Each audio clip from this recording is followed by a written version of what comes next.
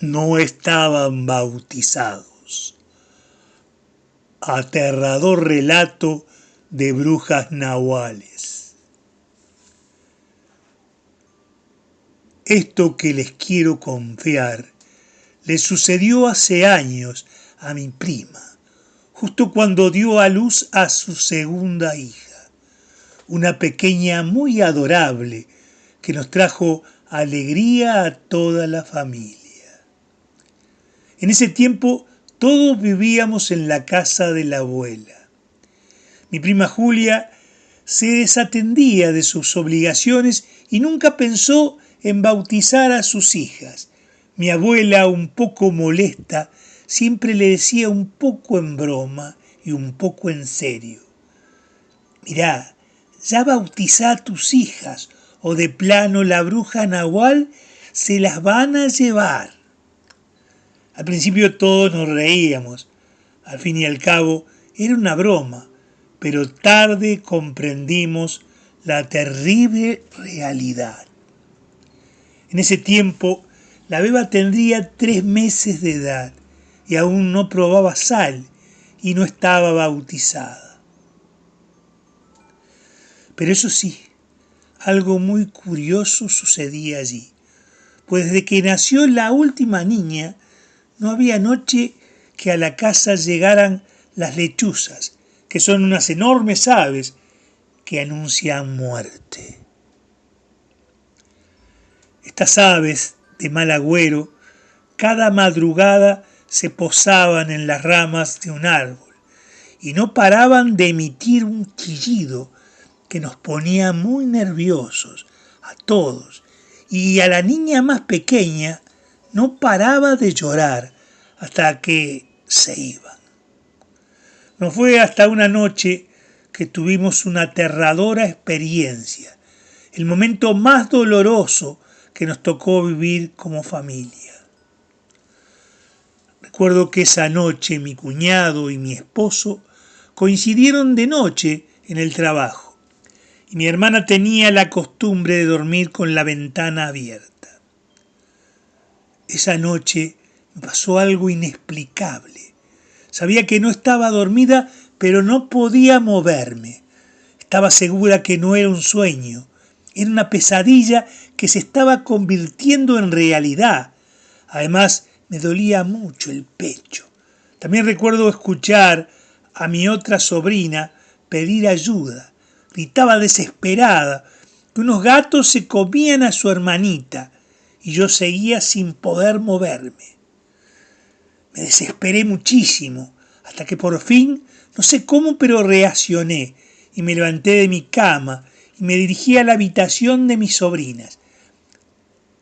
Ya estaba mi prima ahí, tenía cargada a su bebita y no reaccionaba.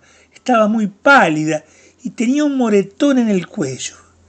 Mi hermana, muy alterada, preguntaba por qué la niña tenía ese moretón. Mi sobrina, la mayorcita, le decía casi a los gritos que no era un moretón, que era sangre, pero nosotros no veíamos sangre, solo lo morado. Un vecino nos prestó ayuda, llevándonos al hospital en su vieja camioneta. Recibieron a mi sobrina en urgencias. Lamentablemente ese angelito ya había fallecido porque no tenía una sola gota de sangre. El esposo de Julia, mi prima, llegó un poco después. Se derrumbó. Abrazó a mi prima y no dejaba de preguntarle qué cosa o animal le arrebató la vida a su pequeña. Fue el momento más terrible que nos tocó vivir como familia. Un gran sufrimiento y una enorme impotencia, ya que habían perdido a su bebita de 3 meses y no sabían realmente qué había sucedido y quién o quiénes les había arrebatado la vida de su pequeña hijita. Fue una tragedia aterradora e incomprensible, pero lo que nos asombró sobremanera cuando el doctor nos preguntó por qué no le limpiamos la sangre del cuello. Y nosotros no veíamos sangre, solo le veíamos el moretón. Y cuando le decíamos eso, el médico nos reiteraba que la nena traía sangre. Y el esposo de Julia también la veía. Inclusive mi cuñado se desmayó al ver a su pequeña pálida y ensangrentada y sin una gota de sangre en su pequeño cuerpito. Pero aquí la pregunta era por qué solo mi hermana y yo no podíamos ver la sangre que tenía en el cuello la pequeña. Simplemente esto no tenía sentido. Y aún así, la niña mayor insistía con lo mismo. Mamá, mami, primero llegó un perro y trató de entrar por la ventana para atacar a mi hermanita, pero no pudo. Pero de madrugada, un gato negro de un gran salto entró por la ventana y se abalanzó sobre mi hermanita, mordiéndole el cuello. Era impresionante oír cómo la niña de 4 años miró como una bruja nahual chupó a su hermanita, la cual pidió ayuda y nadie la escuchó. Allí también dijo que para ayudar a su hermanita hizo sonar una campana que estaba en la sala y que no la soltaba hasta que la golpeó tan fuerte que el gato la soltó a la beba al oír ese agudo sonido que lo desquició y lo hizo huir despavorido. Le juro que mientras la niña nos decía eso, el doctor revisaba el cuerpecito de la bebé y después de unos minutos en silencio nos dijo que mi sobrina no tenía sangre y había 2 orificios en su cuello. Eso nos derribó aún más. Todo fue muy triste y más de la forma tan irreal y aterradora que sucedió. Aún después de 27 años, Julia y su marido no la han podido superar. Los he escuchado llorar desconsoladamente al acordarse y los entiendo, por supuesto que los entiendo, ya que estamos seguros que fue una bruja nahuala, así que espero que el karma se encargue de ella. Ustedes sabrán si creen o no. Solo les pido respeto.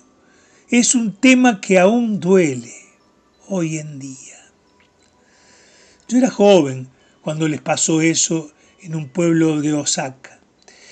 El lugar era chiquito, había poca gente y la mayoría estaban buscando a la bruja nahuala que chupó a la bebé. Muchos decían que esa bruja que chupaba a los niños era del pueblo. Nosotros la conocíamos porque su madre era amiga de mi mamá. Ya de tanto buscarla una vez, la encontraron en una barranca. Dicen que estaba devorando a un niño, pero cuando se dio cuenta que varios campesinos la iban a atacar, se convirtió en guajolote y se fue volando. La noticia se regó como pólvora, y ya todos sabían que la bruja nahuala había devorado a un niño salvajemente. La gente cuenta que las brujas de día son mujeres que viven con el resto de la población, en su mayoría comerciantes. Aseguran que hay una señora de edad avanzada que recorre a diario las calles del pueblo de Atlisco, el más cercano al cerro, y carga una canasta llena de verduras y frutas frescas que oferta a los habitantes. Al concluir su jornada laboral, camina entre los arbustos de la zona cerril y desaparece. Pero se dice que es una bruja nahuala porque cada noche cambia de aspecto. Dicen que esa bruja se resguarda en una de las tantas cuevas que allí existen y sale por las noches para robarse a los bebés y alimentarse como lo hizo con mi pobre sobrina. Claro que las brujas nahuales existen. Y es que años después mi abuelo nos contó que un día cuando estaba en el campo vio una bola de fuego y les gritó a otros del terreno de arriba que se agacharan porque había una bruja volando bajo. El abuelo tiró el sombrero boca arriba y clavó el machete en el piso. En ese momento la bola de fuego se desplomó en instantes y una mujer le dijo tratando de engañarlos diciendo: «Mirá, yo soy buena, Si no me dejas ir, y mis hermanas que viven en los cerros te atrisco, te harán daño, mucho daño. Así que mejor déjame ir, o no vivirás para contarlo.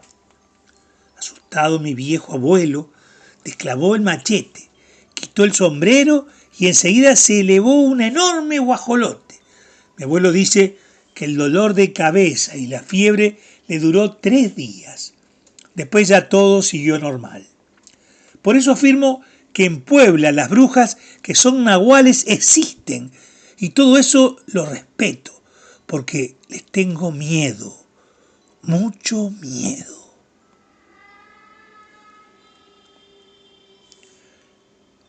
Relato escrito y adaptado por Chemo San Juan, de eventos reales, de la señora Mónica Cruz. Narrado por quien les habla, Jorge Sugo, que les agradece la atención prestada y les desea de todo corazón que la felicidad los castigue.